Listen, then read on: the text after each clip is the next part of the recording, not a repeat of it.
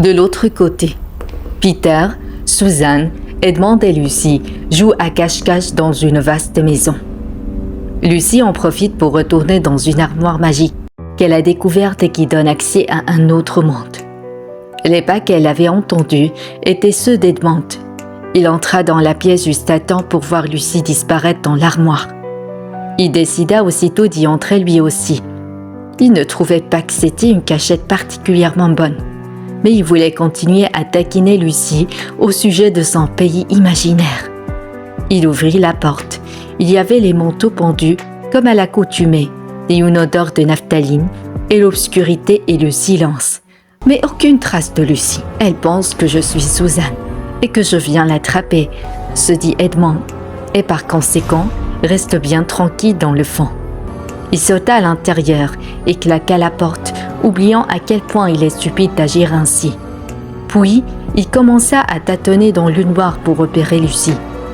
Il s'attendait à la trouver en quelques secondes et fut très surpris de ne pas y parvenir. Il décida d'ouvrir la porte pour laisser entrer un peu de lumière, mais il ne réussit pas non plus à trouver la porte. Cela ne lui plut pas du tout, et toujours à l'aveuglette, il se mit à chercher fébrilement dans toutes les directions. Il cria même « Lucie, Lucie, où es-tu?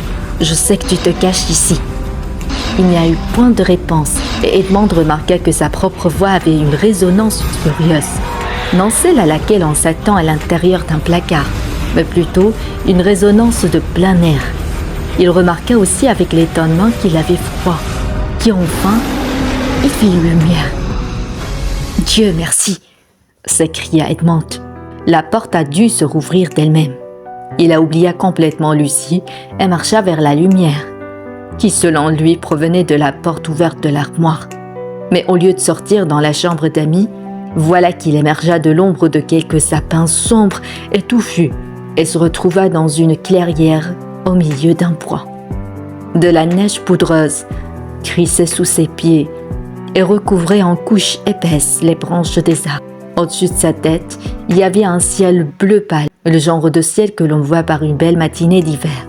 Juste devant lui, il aperçut entre les troncs des arbres le soleil qui se levait très rouge et très lumineux. C'était parfaitement silencieux, comme s'il était la seule créature vivante dans ce pays. Il n'y avait même pas un rouge-gorge ou un écureuil dans les branchages, et la forêt s'étendut à perte de vue dans toutes les directions. Il frissonna. Il se rappela alors qu'il était en train de chercher Lucie. Il se rappela aussi combien il avait été désagréable avec elle au sujet de son pays imaginaire, qui, il s'en rendait compte maintenant, n'était pas imaginaire du tout. Il pensa qu'elle devait se trouver dans les parages.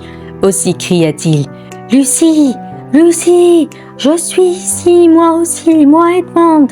Il n'y eut pas de réponse.